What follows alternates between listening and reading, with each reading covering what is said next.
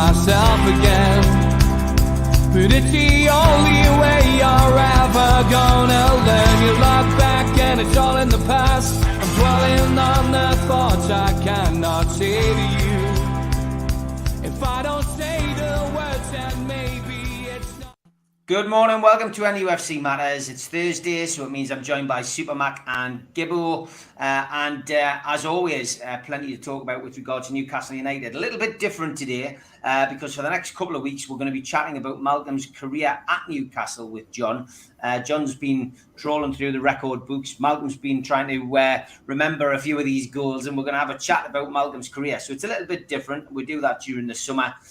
First up, though, let's just mention the opening fixtures, and Tom has very kindly stuck them in there for us. Nottingham Forest at home is our first game. Brighton away, Manchester City at home, Wolves away, and then Liverpool away. And, of course, the final game of the season is Chelsea away. So, chaps, first impressions, Malcolm?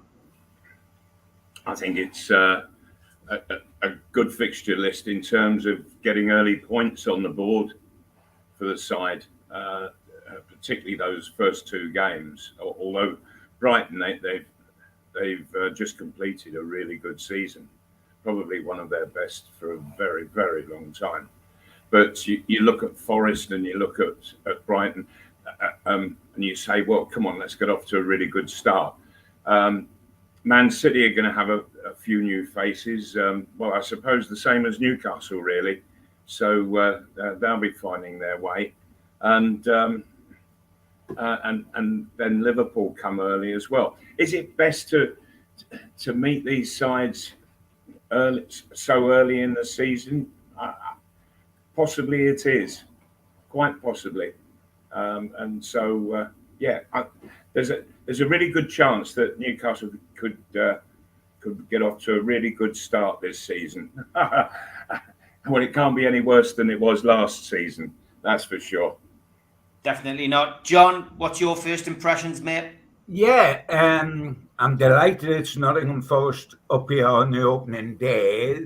They always say don't play the newly promoted sides early on while the adrenaline's going. I mean, I'm flipping delighted we're playing Forest early on. I mean, what do we want? Do we want to play Manchester City or Liverpool? Oh, I'm forgetting we are playing them as well early on. But no, I'm delighted with Nottingham Forest up here. I don't care if Jack Colback's coming home. I don't care if Jamal Lascelles is playing centre-half for Nottingham Forest. Makes no difference to us. It's 3 points for us on the opening day, I believe. And if Frank Clark's going to come up from Nottingham, bless him, to watch his two old clubs do battle, he better pack his black and white scarf and not his Robin Hood hat, because we will be doing him no favours whatsoever. Newcastle to get off to a flying start, very important.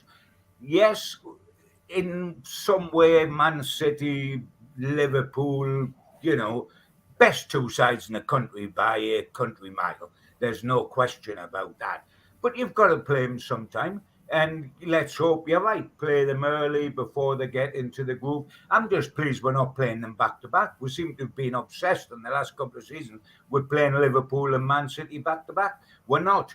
And when you look beyond them, and they are the Beaches book of the Grand National course, when you look beyond them, there's a lot of opportunities by mid-October to have picked up a lot of points. And by mid-October, we'll have played all three promoted sides, which is Fulham, Nottingham Forest and Bournemouth.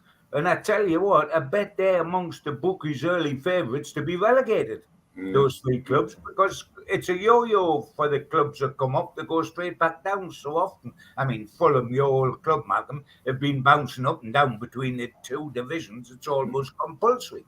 They get on the horse, they fall off the horse, they get back on the horse, they fall back off the horse. So, I think the fixture list isn't bad.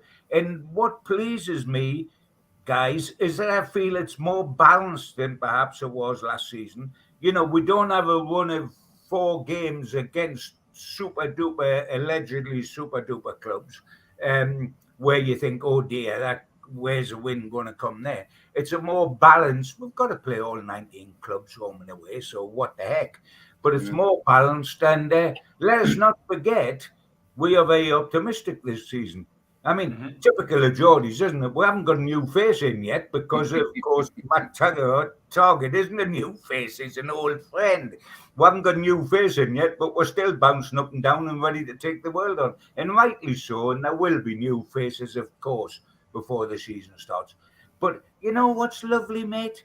What is lovely is sitting here on the day the fixtures come out and we're not saying, by the way, we better have enough points before we go to Chelsea on the last day, otherwise we're going to go down. I mean, we're not even considering that this year, and isn't that fabulous just for starters? Yeah, it is, and a couple of great points in there. John says it'll be nice to get the Premier League trophy in front of the Chelsea fans, which is a great point, John. Thoroughly agree with you there. And Paul Patterson says, put it this way, we won't be waiting for our first win in November like we were under Steve Bruce. So some good points there, and we're gonna change, as I say this morning. We're not going to be talking current affairs. 9 points in August, Graham, very good. We're going to talk about Malcolm's career at Newcastle United. So I'm going to sit back and listen, just like all the viewers, and let you take us back in time, John. Over to you. Yeah, if I may, and I'll embarrass the big man right from the start by saying that 21-year-old coming up here, never played in the top flight before. A little bit like this Hugo and Tiggy if he comes to Newcastle. And by the way, he should be so lucky to do what that fella in the middle did when he come. 21-year-old, never played in the top flight, never missed a single game in his first season, which was 1971-72, either through injury or through lack of form.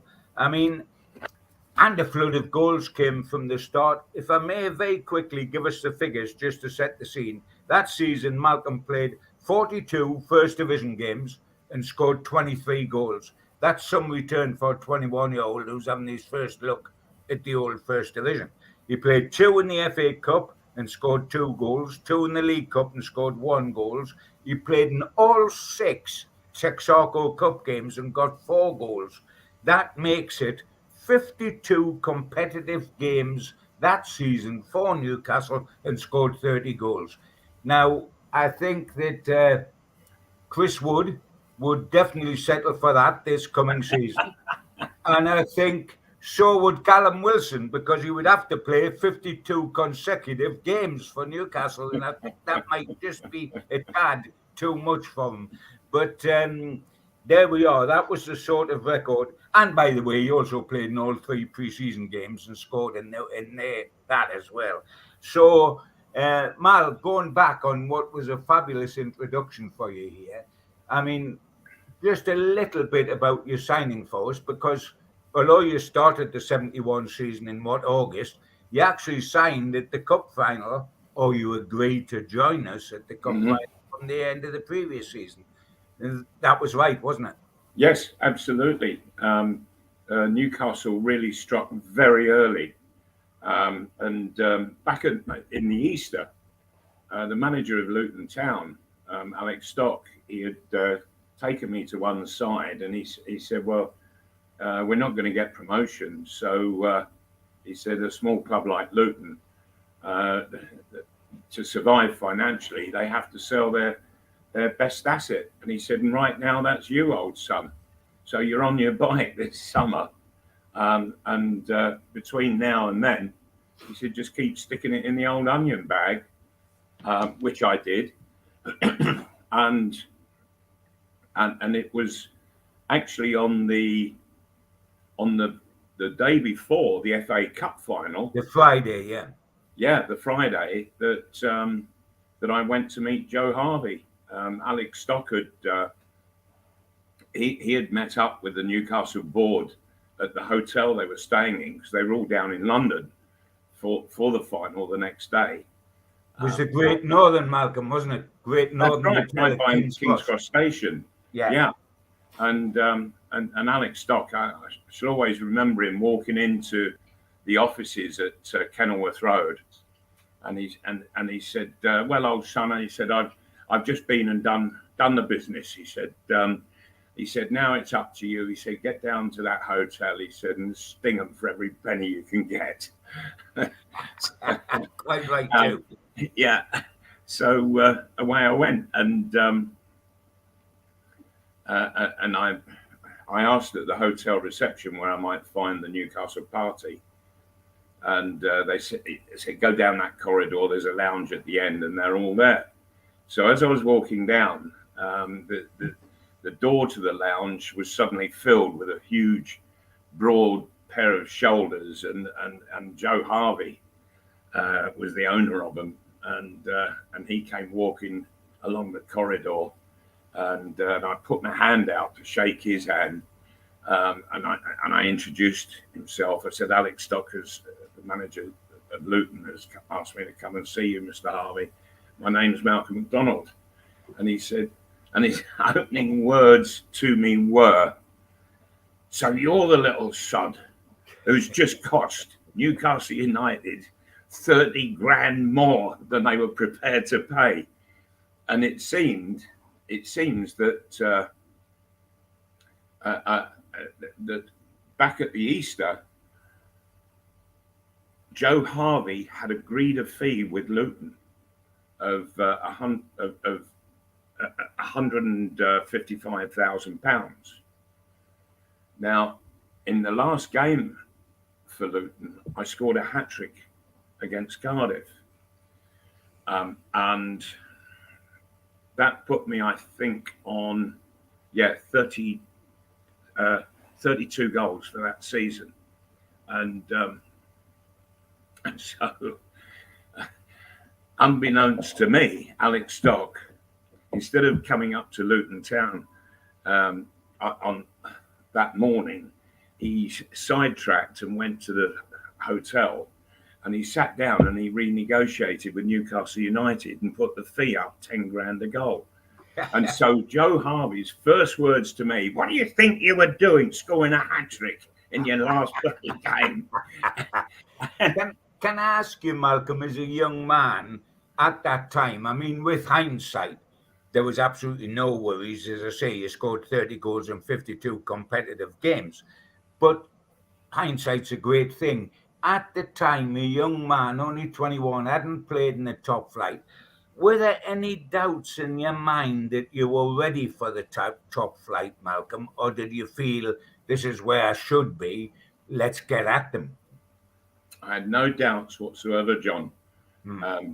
The one thing that really gave me huge confidence about myself, my game, was that I was rapidly quick, and yes. And if you're quick, you always will make chances for yourself. And I used to work hours and hours every week on all aspects of finishing and scoring goals, and all the time I was sort of bringing it down all the while to less misses, more shots on target, and you keep working for to get as near to perfect in that ratio, and I think I came as a bit of a shock to the players at Newcastle, because my philosophy was get it, turn, shoot. That was what Harry Haslam, who was at the time at Luton and had been my manager previously at Tunbridge in the Southern League, what he did was that he said there were times when in my first season at Luton I lacked a bit of concentration, and so he said, and he put a ball of cotton wool in each of my hands, and he said, now don't drop them during the game. And so it sort of made me concentrate that much more, and I never did drop them. Fascinating way of doing it. Fascinating. Yes, and And so my concentration was there. But he instilled into my head, he said, say, get it, turn, shoot. And I said it, get it, turn, shoot. He said, right, now you've got to do it as quick as you can say it. Terrific. Did you? Yeah. And it worked. And so that my confidence was sky high. In 2 seasons, I'd just scored 63 goals for Luton I mean, Town. if you didn't doubt that you were ready, Malcolm, and I suspected that you wouldn't have doubted, can I ask you the other thing, because you get a lot of people these days in transfers talking about geography. As a Cockney, did it worry you that you hadn't to go to the other end of the country, i.e. so far north to play? I know Dad had worked in Blythe, but the family weren't up living in Blythe, I think. That wasn't the case. So it was the northeast. Did it bother you? You had to come to the other end of the country when perhaps you might have had a London club, or you might have had Manchester United, not quite so far north. Did that come into your thinking? No, not at all. All I looked at was, where could I be successful and also the club be successful at the same time? And what you have to remember is, John, that of the 3 clubs that I was told were interested in me, Man United, Chelsea and Newcastle, that Newcastle were the most recent in winning a trophy.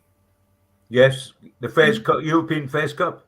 Yes, absolutely. And that was it was a distinguished European competition. It's sort of poo-pooed these days, and that's all wrong. It was a distinguished European competition, and Newcastle did absolutely brilliantly to win that, and so that was part of my thinking. You know, I'm going to European winners, Yes. and sadly, we didn't do it again. But it would have been nice. But nevertheless, it was a big plus in helping me to make a decision.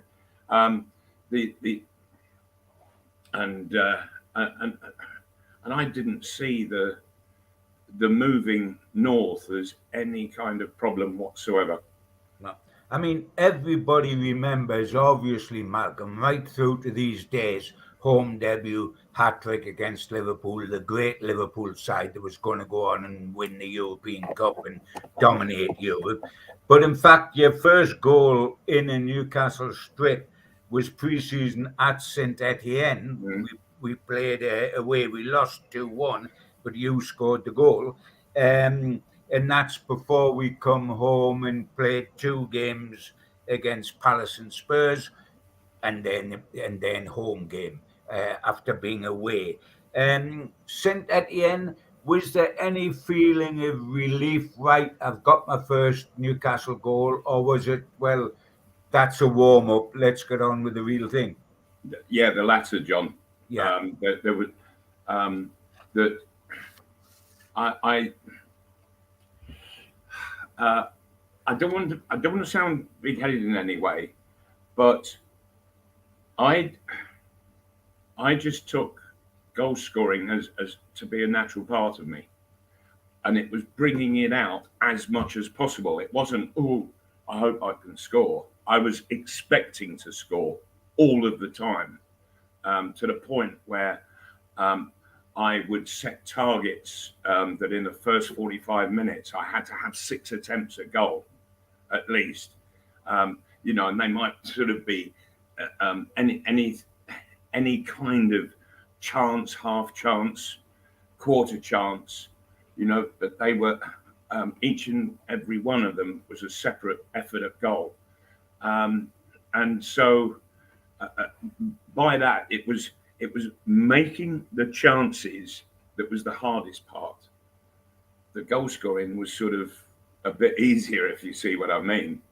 I do in your case, in Alan Shearer's case, in Jackie's case. I don't in Josh Lou's case, and Chris Wood's case, and but it's such an art. But the people that can do it make it look easy. We've Yeah, often talked, absolutely. Jimmy Greaves was the ultimate for making it look. I mean, Jimmy Greaves, to Yes, me, he was. everyone seemed to be a tap-in, but yet he got 600 tap-ins in a season because he was always there, Malcolm. Yes. Well, let me tell you a little story. When I was 14, my sports teacher, Mr. Alford, his name was, he pulled me aside and he said, he said, "You're doing well up front." And I was I was a late developer, Physically, build wise, and so I was quite slight when I was a young teenager. But he said, I want to help you develop your game.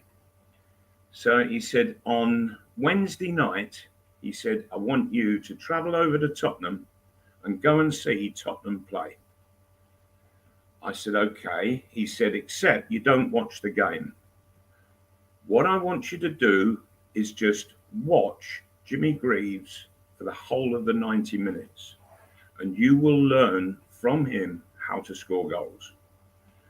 And so I used to enjoy going and watching various games. I used to go to Fulham, I used to go to Chelsea, but you watch the game in general. He said, you must not do that. In this instance, just watch Jimmy Greaves for the solid 90 minutes.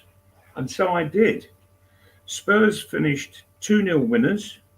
Jimmy Greaves touched the ball about 4 times and scored 2. Absolutely. But it was how he did it. It was the manner in which he did it. And I couldn't help but notice that as defenders were going onto their heels, he was poof. He was going like a rocket from scratch. And when the opposition they were all running about, he would just stand still and he'd just watch it all happening. So he was always doing the opposite of what the defenders were doing. And it seemed that he that always helped him to make space. And so it was an interesting concept that then I sort of looked to put into effect in schoolboy football, and it worked. And so I was sort of developing as a forward then at 14, but I got to 15, and the sportsmaster said, I want to nominate you for London Schoolboys. What position shall I say you'll play at? And I thought, I'm not going to get away as a centre forward. And so I knew that a fullback doesn't need height and what have you. I was quick, so somewhere where I can use that pace to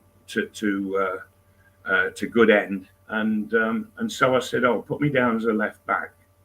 You know, I'm physically capable of doing that, because I would have been playing against 18, 19 year olds. No chance at centre forward. Yeah. So, but that was a great lesson for me. The funny thing is, Malcolm, talking about Jimmy Greaves, which you were, just very quickly, I remember sitting in Gordon Lee's office after a Newcastle home game at St James's Park this day, and he knew I was a great believer in you and your goals record, and also that we were pals. And he said to me, it was all off the record, I wasn't looking for quotes, I was just sitting talking. And he said to me, anyway, he said, your man, he said, never tracked back with the centre half on corners against us. The game just been played. I said, look, for goodness sake, he's the release valve who stands in the centre circle, and then when the ball's cleared, instead of it coming straight back, he's off like a hare, and we are taking it to them instead of. He said, no, I want don't give me the goal scoring routine. I want my people to do that. I said, well, look, the greatest goal scorer I've ever seen in my life is called Jimmy Greaves. And if he had been asked to come back and mark up in corners instead of being the release valve, he would have said on your bike. And this fella scored 40, 50 goals a season. He said to me, I'll tell you something, I wouldn't have Jimmy Greaves on my side at Newcastle, he said. I'd got up out my chair and I said, Gordon, I would love to leave now because I could sit here till Christmas and we would still not agree on our football philosophy whatsoever.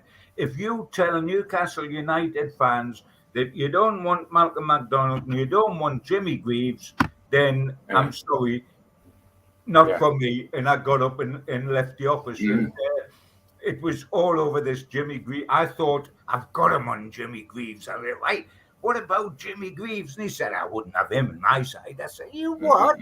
40 goals a season or something, but you wouldn't have Jimmy Greaves. There we go. On coming back to the start of your first season, I don't think we need to go into kick by kick with the Liverpool match because I've dragged that out of you about 6 times. And every joke in we do and every podcast we do because it was so sensational and Newcastle fans will remember every bit of it. What I found interesting looking at my record book of that season, just to refresh my mind, was that as I would expect with any 21-year-old coming into the side, you got off what by your standards was a slow start in terms of goal scoring and then picked up and once you got the first division into context and murdered it. But in the our first seven first division games of that season, the only game you scored in was Liverpool. Mind, it was a hat trick against the best side in the country. But we were then down at 18th in the league. Then off you went scoring. You scored at Manchester City on September the 11th.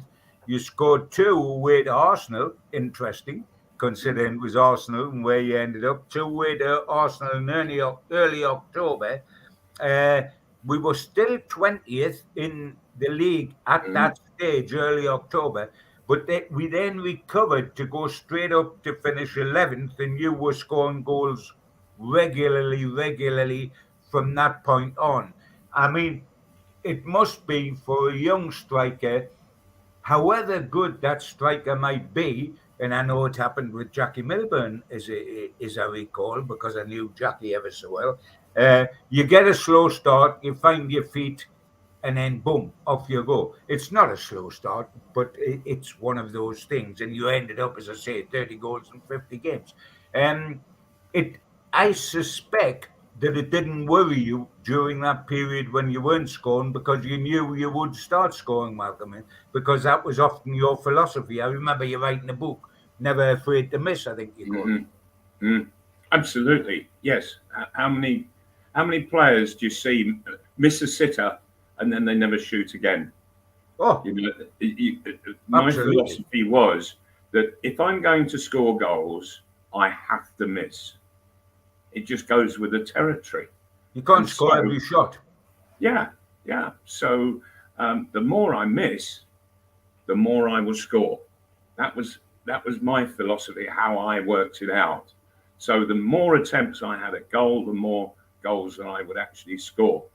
And so I used to get into some right old rows with some of the other players because they used to come and say to me, well, why did you shoot there? All you had to do was pull it back. You were at a narrow angle. And I remember Terry Hibbett saying it once, and Terry in front of goal he was absolutely awful. He was just a bag of nerves. Absolutely right. Yeah, and I think it was Wolves that we had played, and I'd come literally along the dead ball line, and I shot at goal, and Terry was all on his own, on the penalty spot, ready to sort of side foot it.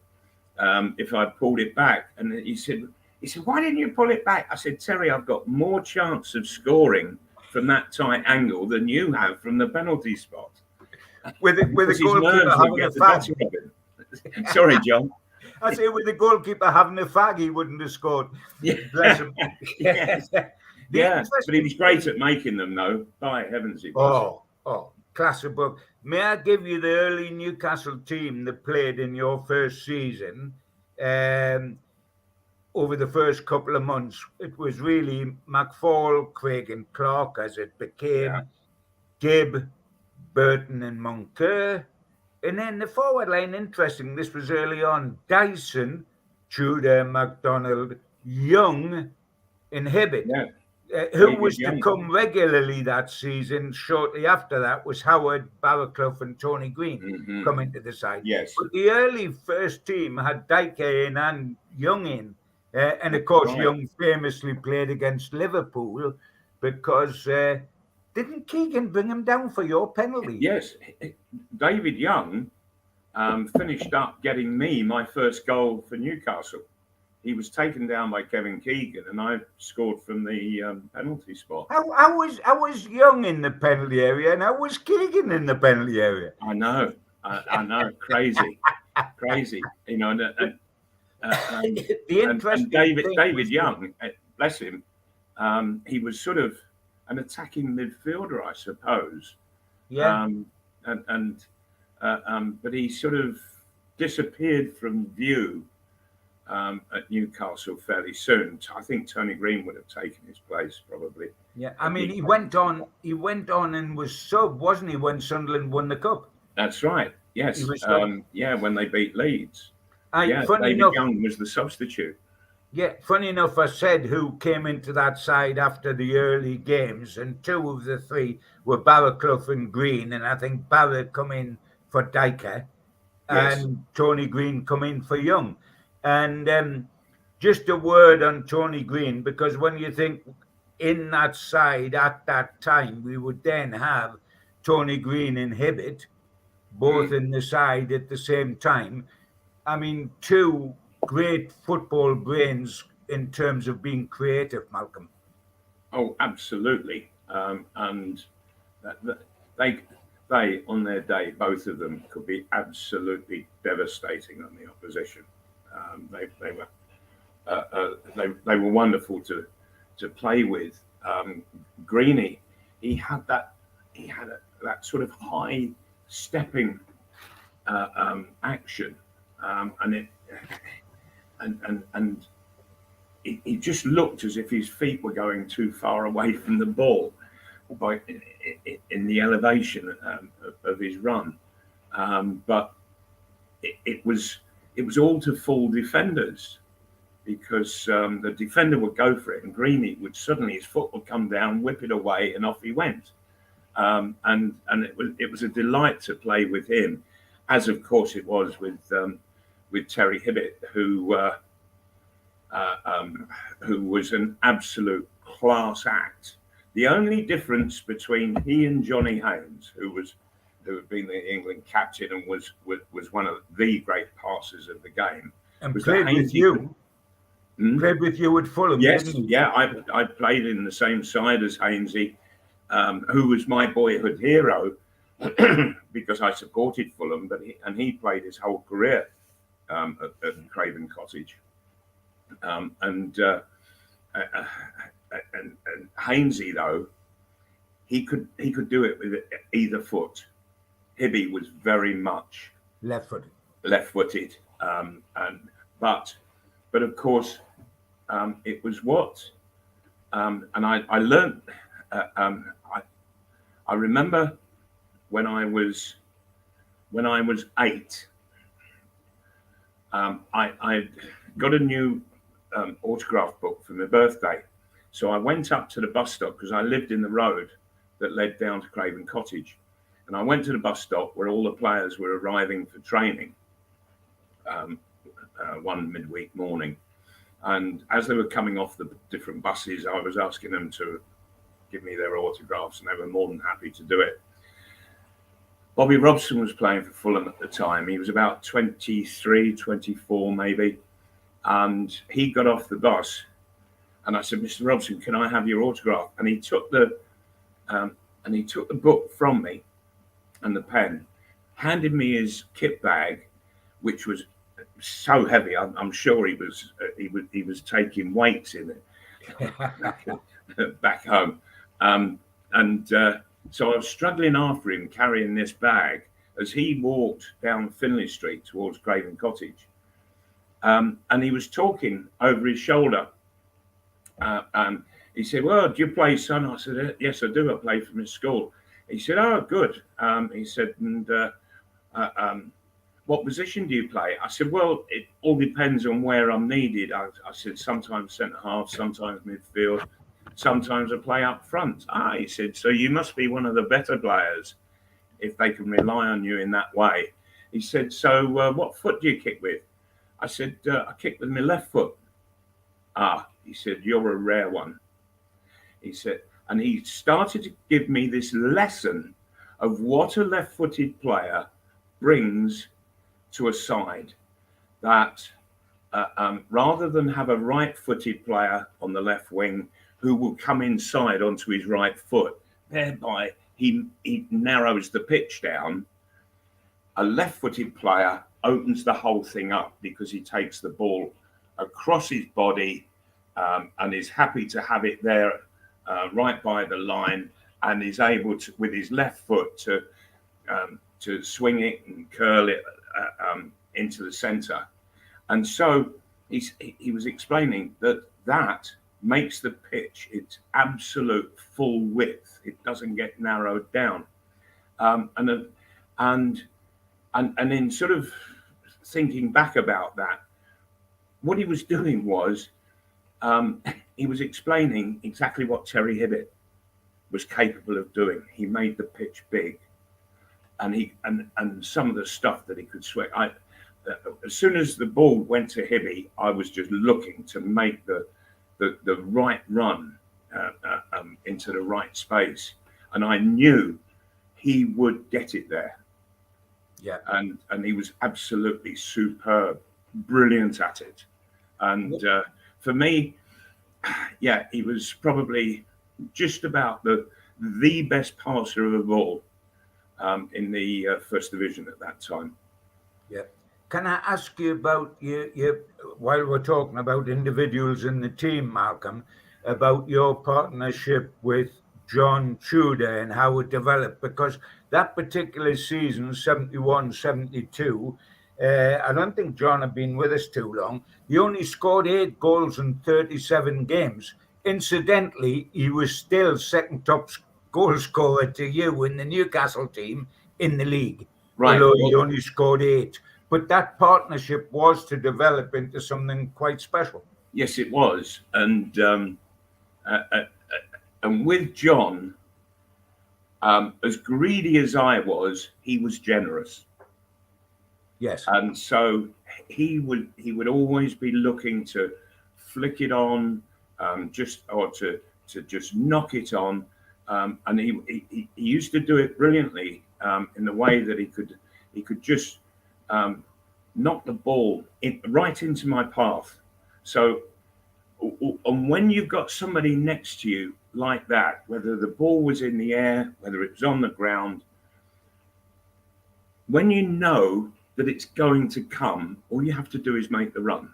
And so I was making those runs all of the time. And John had this lovely ability just to knock it on.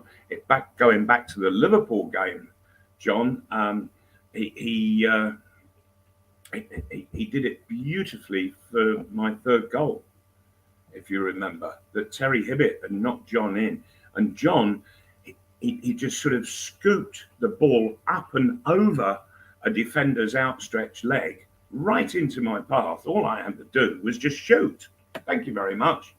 But he did the difficult bit by just getting the ball into that perfect position for me to run onto.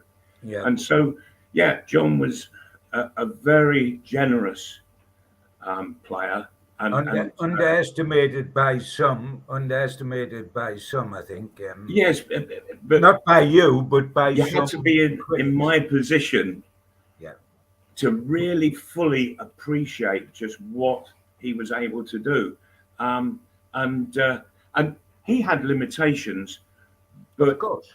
But he always used to play to his own strengths and look to supply to other people's strengths. Yeah, he was a very generous player out the field.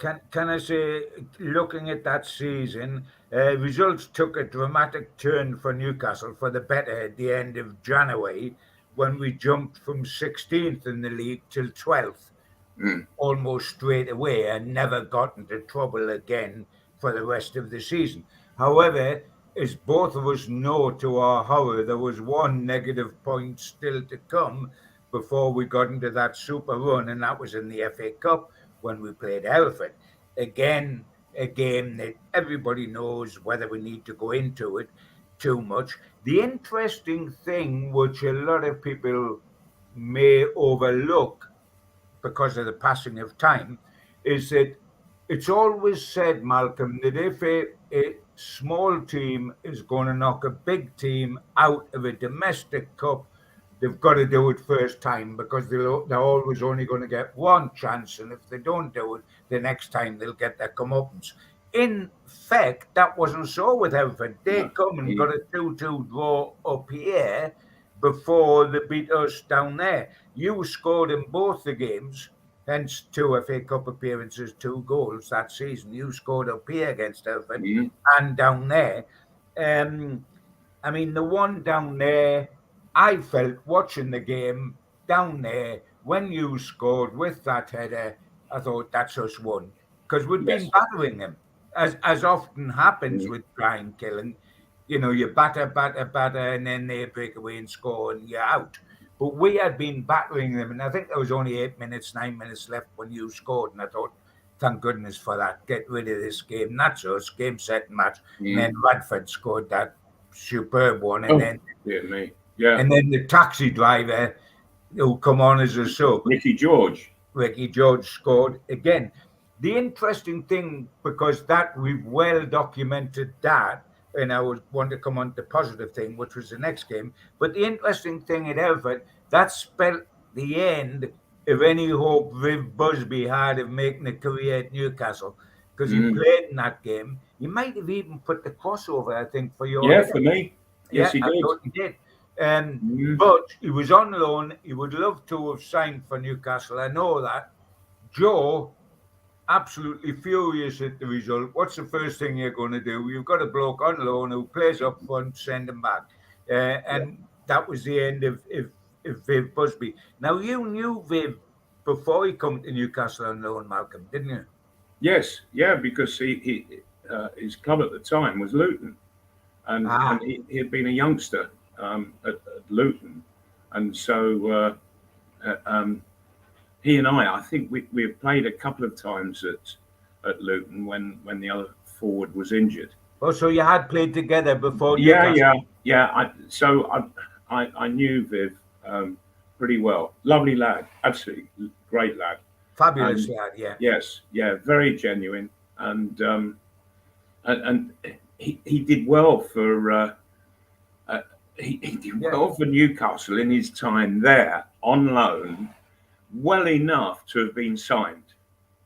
Oh yes, but it was just this one result that completely went against him. It went against all of us, but for him it Malcolm, was more catastrophic.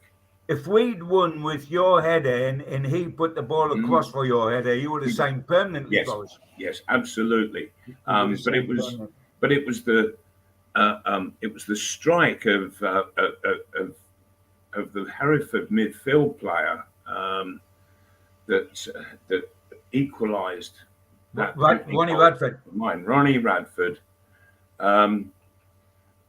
He'd never scored, never scored a goal in his career, and all of a sudden, he hit it from. It must have been, I would reckon, at least 32 to 35 yards. Yeah, I mean, it just went like a rocket. And as I looked from behind, I thought, Willie McFall, you'll never get there. You'll never get it in a month of Sundays. And sure enough, he couldn't get anywhere near it. It was right in the top corner, went like an Exocet missile, and that equalised. And of course, the pitch that we were playing on was absolutely dreadful. It was so difficult to play on it because it had been postponed something like about a dozen times. Yeah. I mean, I was amazed, Malcolm, that he was able to dig the ball out on that pitch and get it to Yes. fly like that. I mean, a lot of it was, when I say a fluke, I don't mean it at all nastily, but everything had to come right automatically for it to happen. But and believe it or not, John, that I heard just a few years back that Ronnie Radford, who lived and still lives in Hereford, that following that match, that victory, that there was so much publicity that came his way. It was all too much for him, and he had a bit of a breakdown because of it. So he gave me a breakdown on the day, Malcolm. But well, absolutely, yes. But yeah. the interesting thing. Sorry, John. Just those 2 goals at St James Park by Hereford, and then Ronnie Radford's. That was 3 goals from over 30 yards. Oh, brilliant! Colin Addison at St James's, I remember. Yeah, unbelievable. The interesting thing, Malcolm, and this is so typical down the years of Newcastle United, that the lowest of the lows followed by the highest of the high. And in 1 week, we went to Manchester United. And this was the Manchester United of Best Law and Charlton. And they were so good, they've still got a statue outside of Old Trafford to this day of the three of them in tandem. And we went there a week later to Manchester United and won 2-0. And you may well recall that after that day, at the beginning of the 70s, Newcastle didn't win in Manchester United again until the early 2000s when Johan Cabaye scored for us down there and we won 1-0, I think. So we won drinks at Manchester United. And we won that day and won well, Malcolm, didn't we? Yes, we did.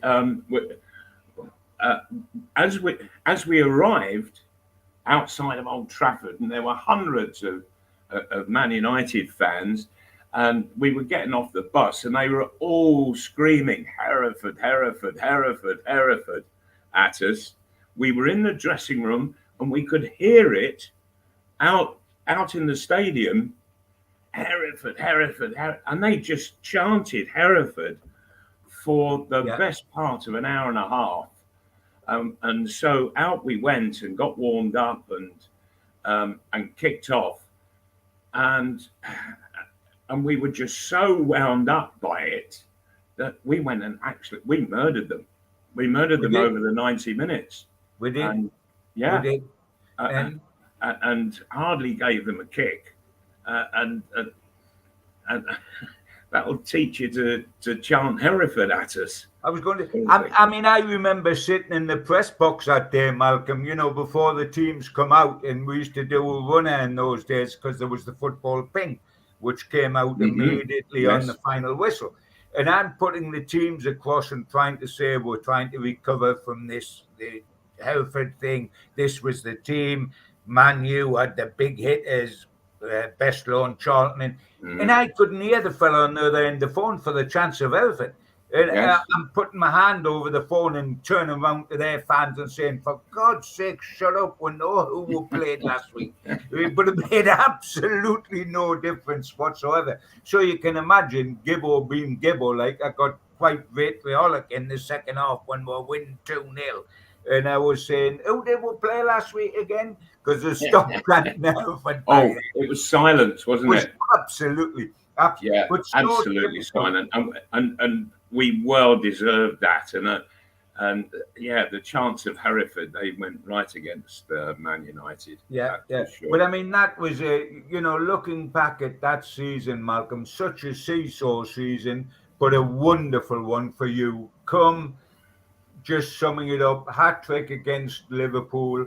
We struggle a little bit early doors. You find your feet. The goals go flying in. We've got the down of Hereford. We've immediately got the up of Manchester United. The completion of your first season And as I say now, I can't stress it enough, 30 goals in 52 competitive games. I mean, I'm looking forward. I just don't know whether it'll be Callum Wilson or Chris Wood that does that this season. But I mean, both. I would be amazed if Chris Wood, bless him, scored the 3 goals, not the 30 goals. And I would be amazed if Callum Wilson managed to play 20 games, not 52. But hey, that's not knocking the kids. I hope they do tremendous. But for a 21-year-old, huge season. And just to round off how good it was, I think it led to your first England cap, Malcolm. Is that right? Well, it did, yes. Yes, on the finish of the season, I got 30 goals in all in all competitions. But I didn't finish top goal scorer of the first division. I was second. Franny Lee. Relax. You were obviously not worth the money. Obviously not worth the money, pal. yeah. So Franny Lee, he finished top goal scorer, but he scored 17 penalties. Oh, he was. And if you remember, Franny Lee and Rodney Marsh, they were going into the box and whoa, and over they go. And the referees were falling for it. His nickname, Malcolm, if you remember, was One Pen Lee. That's right. Yes, it was. That was his nickname, yes, One Pen Lee. And yes, I got. So I got my first caps in the home internationals. Alf Ramsey selected me and into the senior squad, but played me right from the start. We beat Wales 3-0 down at Cardiff. We got beat by Northern Ireland at Wembley, and I was left out and I was on the bench. And of course, the following Saturday was up at Hampden Park against Scotland. I remember that one. And I came on for the last 25 minutes. And played against Bob Moncur. Bob Moncur, yeah. I was playing against him. And then, so we won that game. And then it was time to go on holiday. And I got it arranged to take the family out to Greece. Oh, I remember, yes. Yeah, yes. And we decided to go into Athens one day, and having parked the hired car somewhere, there we were walking along, and who should I bump into but Franny Lee? Of all the people, and One Pen Lee. And as I saw him, I said, "It's all right. You don't have to dive." I was going to say he fell straight into the gutter, didn't he, and raised his arm. Yeah. Anyway, super first season, Malcolm. Absolute joy to listen to it and recall it again, pal. I want to say thank you. I want to say thank you to you two guys for doing that. Honestly, I just love it, and I mean, it is quite distracting for the viewer. I think if I'm sitting there, and so I just switch off, but I'm listening to it. And I saw you come this little face on screen. I know it was brilliant, and I actually got John, who runs the website and obviously helps us massively with NUFC matters, actually messaged me. He says, "Steve, are you okay?" You thought you'd had a wobbler. I had a message him back. He thought I had Malcolm's computer. I think that's what it was. But anyway, yes, all good. Brilliant stuff. We'll be doing part 2 next week. Obviously, there's big news break, and we'll touch on that as well. But just nice to have a little break from that and, look back on a wonderful career at St James's Park. And over the next few weeks, now that Gibbo's back off his holidays, we're also going to be recording a couple of shows with John about something completely different, but we will keep that to ourselves for now. Spider Miner, worldwide coverage, the only cryptocurrency miner that can mine 5 different cryptocurrencies at the same time, while it's using virtually no energy, and it's VPN protected. Buy yours now at www.miner.spidervpn.org. Thanks to skipsandbins.com. Telephone 0800 25 45 25 3. Email inquiries at skipsandbins.com. Website www.skipsandbins.com. Easy contract free and pay as you go waste collection. Thanks also to L&G Family Funeral Directors 01913897245 and to Garden of Healing Dispensary, CBD hemp and cannabinoid specialists www.thegohd.com. Thanks to qtechshop.co.uk, the makers of pool tables and snooker tables in Wallsend, Newcastle, and the guys who run our website, NUFCmatters.com. And thanks to ClickEye, meet the new Game Over screen, drop into a ClearRun device near you, available now on Apple Store, Google Play, and clearrun.game. Thanks to Neil at Media Arts for all the video help. If you want to subscribe, we are still doing 7 shows a week. Click the Newcastle Legends logo in the bottom right-hand corner and you can subscribe for free. Hit the thumb up under the video to like it. Click share to your social media and drop into the comments box to speak to like-minded Newcastle fans. We're also available as a podcast on iTunes, Spotify, Podbean, and the rest. Usually goes up 24 hours after the show has finished. Last couple of chances to become a member to go into the big prize draw. To do that, put your smartphone over the QR code and go to membership pack, or go to the membership part on NUFCmatters.com. You will get a cup, a pen, membership card, and a scarf, and entry into the draw at the end of the week. We also give away a free car sticker to all subscribers. Costs you nothing. Just email John at NUFCmatters.com to get one. Don't forget, we support the food bank on this channel, NUFC fans. Foodbank.co.uk is where you can make a virtual donation. And our end of season due Friday the 24th of June. Tickets are £12, and it's a Cheerers bar with Mick Lowe's and Andy Griffin. NUFCmatters.com is the place to get your tickets for that show. And the lads, Malcolm and John, are at the Surf Cafe in Timeout tonight. It is a sellout, so enjoy that tonight, lads. And I will look forward to catching up with you both next Thursday. All right. See you tonight, Take care, John. guys. See you later, man. Thanks, Steve. Take care, boys.